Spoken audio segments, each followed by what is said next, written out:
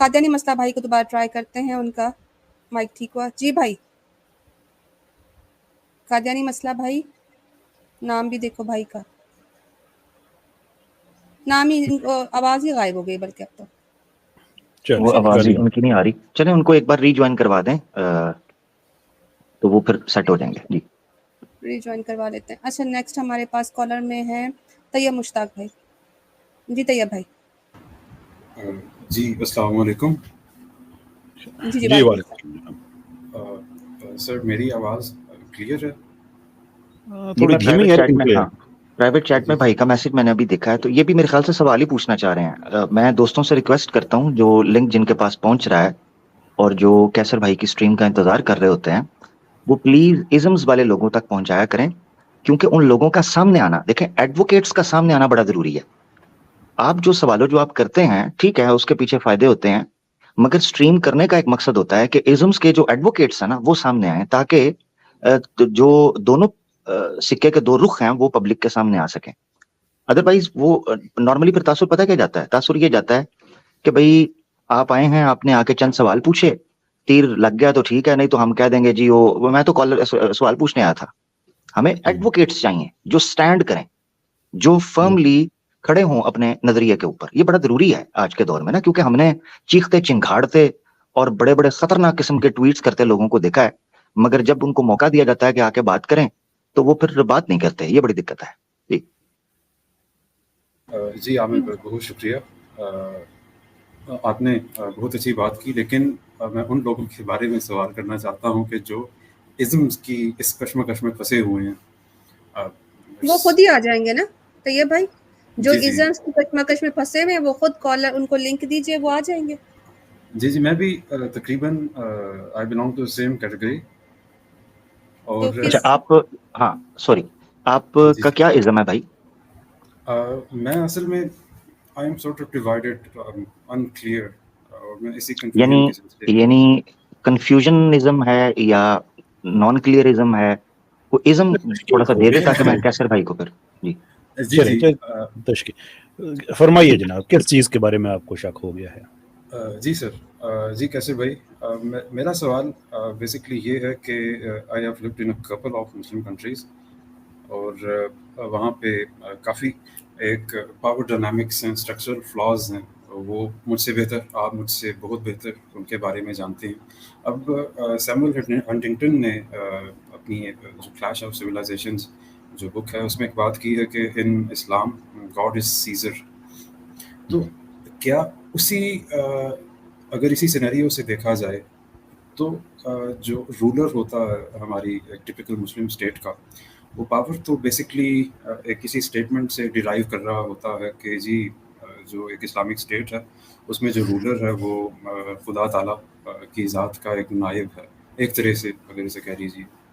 تو وہاں سے سارے ڈکٹیٹرشپس کا رستہ کھل جاتا ہے، وہاں سے جتنے اسٹرکچرل فلاز ہیں وہ جنم لے لیتے ہیں. اسی طرح جو ہم باقی اگر ابراہمک ریلیجنز کی بات کریں، کرسچینٹی ہے، وہیں سیزر یہ بات کرتا ہے کہ in Christianity Caesar is God's junior some sort of associate. اسی کا مظاہرہ ہم جو لیسٹ ڈیولپڈ جو کرسچن اسٹیٹس ہیں جیسے فلپینز ہیں ان میں دیکھ سکتے ہیں. جی تو کیا یہ فلا ہمارے اس پورے ریلیجیس سسٹمز میں ہے، یا یہ are these just rulers aspirations? اس میں اس کا جو جواب ہے وہ آپ کے پہلے جملے میں ہی ہے کہ جو رولر ہے وہ خدا کا ایک نائب ہے یا خلیفہ ہے. اگرچہ ہم اس کو اس طرح سے ایکسپریس نہیں کرتے، لیکن یس شور اللہ تعالیٰ کی دی ہوئی جو ایک اقتدار اعلیٰ ہے، سپریم رول ہے، وہ تو اللہ تعالیٰ کی ذات سے منسوب ہے، لیکن اس کی دی ہوئی ایک امانت کسی رولر کے پاس ہوتی ہے. تو وہ جو نائب رہتا ہے یا جو اس کا امین رہتا ہے وہ اس وقت تک ہی رہتا ہے جب تک وہ اللہ تعالیٰ کے احکام کو ایگزیکیوٹ کر رہا ہے. جہاں سے وہ ایک سیلف سینٹر ڈکٹیٹرشپ میں چلا جاتا ہے تو اس کی تو فالوئنگ ویسے ہی آپ پہ فرض نہیں رہتی ہے. اب یہ جو ہنٹنگٹن کی بات آپ نے کہی ہے وہ اس کی ایک مجبوری ہے، اس کی بھی مجبوری ہے اور فرانسس فوکویاما کی بھی مجبوری ہے. ان دونوں کی یہ ہے کہ ان کے جو آئیڈیاز ہیں یہ اس وقت سامنے آئے ہیں جب लिबरलिज्म और कम्युनिज्म की जंग में लिबरलिज्म को फतह हो रही थी और फैशिज्म दूसरी जंग अजीम में ख़त्म हो चुका था, दूसरी जंग अजीम के एंड तक, और कम्युनिज्म जो है वो लेट 80s अर्ली 90s तक वो भी ख़त्म हो चुका था। तो उसके बाद फिर अब लिबरलिज्म के रास्ते में एक ताकत खड़ी हुई थी, जो कि हमारा कोई प्रोग्राम नहीं था कि लिबरलिज्म को हमने ख़त्म करना है, वो मैं मुसलमानों की बात कर रहा हूँ।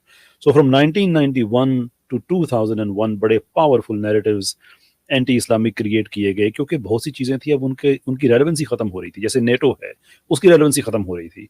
So what do we need all of sudden?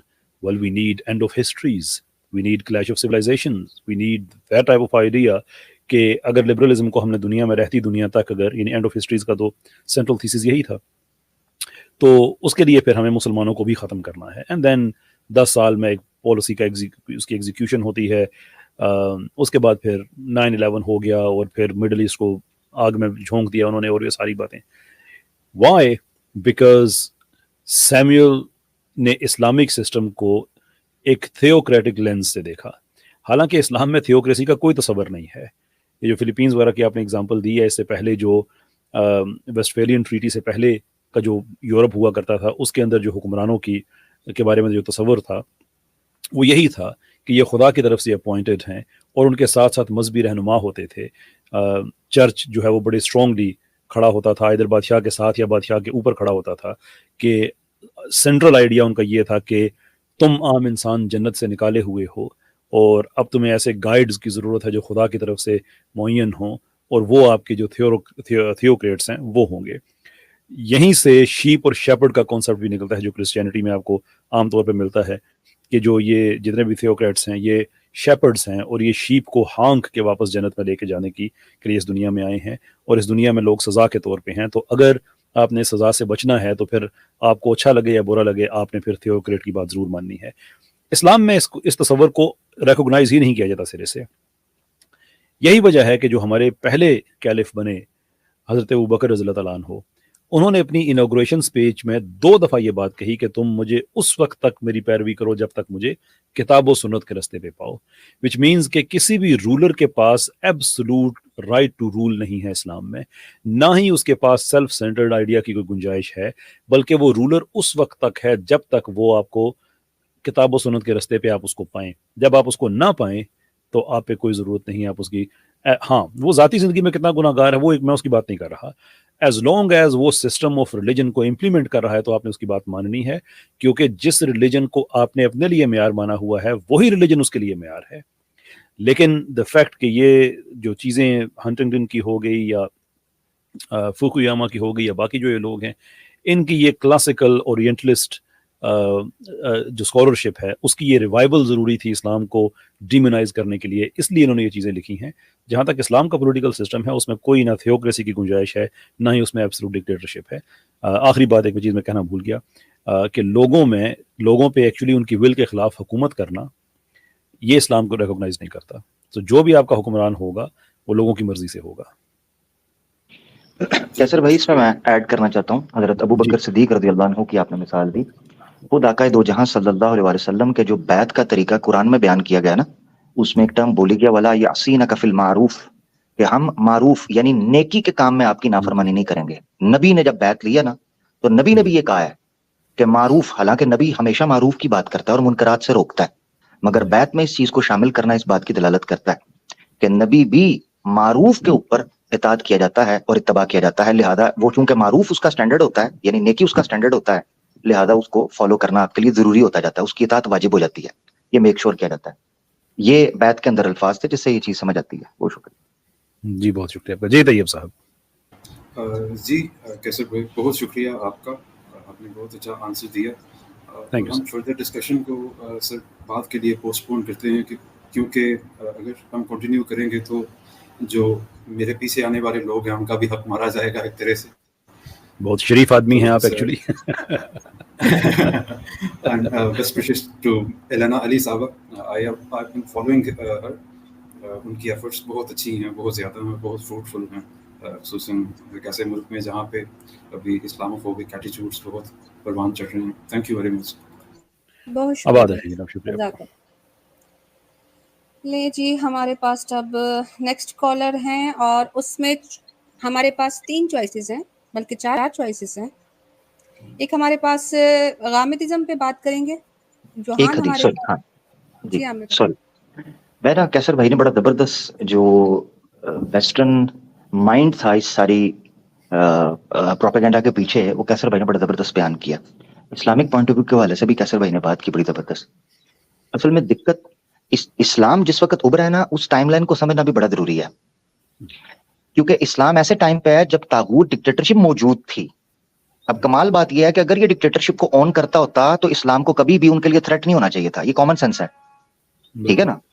تو اسلام ان کے لیے تھریٹ تبھی بنا کہ جب کیسر و کسرا کا جو پولیٹیکل سسٹم تھا جو کہ ڈکٹیٹرشپ پر یا تھیوکریسی پر مبنی تھا، تبھی اسلام ان کے لیے تھریٹ بنا نا، کیونکہ وہ اس کے اینٹائی ایک سسٹم پیش کر رہا تھا، اس سے کانٹراڈکٹ کر رہا تھا. تو یاد رکھنا چاہیے جب بھی کسی ویسٹ کے سسٹم سے آپ متاثر ہونے لگے، اسلامک ٹائم لائن کو سمجھنا بڑا ضروری ہے. یعنی پرٹیکولرلی نبی پاک صلی اللہ علیہ وسلم کی بعثت جس ٹائم پر ہو رہی ہے اور جس وقت کے سیاسی حالات جس پیش منظر کے اوپر وہ نقشہ کھینچا جا رہا ہے، بڑا ضروری ہے، تب فرق پتہ چلے گا. اور یہ اسلامک تھیوکریسی یا ڈکٹیٹرشپ، یہ بات جو کیسر بھائی نے کی، یہ پوری ایک تحریک اٹھی اورینٹلسٹ کی، جنہوں نے پھر اس کے اوپر صف بچھا کر پیسہ خرچ کر کے یہ پورے کا پورا نریٹو اسلام کا گدلا کرنے کی کوشش کی. تو اورینٹلسٹ کی تحریک بھی اس میں صف اول کی رہی، جنہوں نے ری رائٹ کرنے کی کوشش کی اسلام کی ہسٹری کو بائسنس کی بیس پر. بہت شکریہ جی، تھینک یو جی. اچھا کیسر بھائی، میں لے آؤٹ چینج کرنے کی کوشش کر رہی ہوں نئے کالر کے لیے، وہ میں کر دیتی ہوں تھوڑی دیر میں. اچھا اسٹوڈنٹ صاحب ہیں وہ عامر بھائی سے بات کرنا چاہ رہے ہیں صحیح مسلم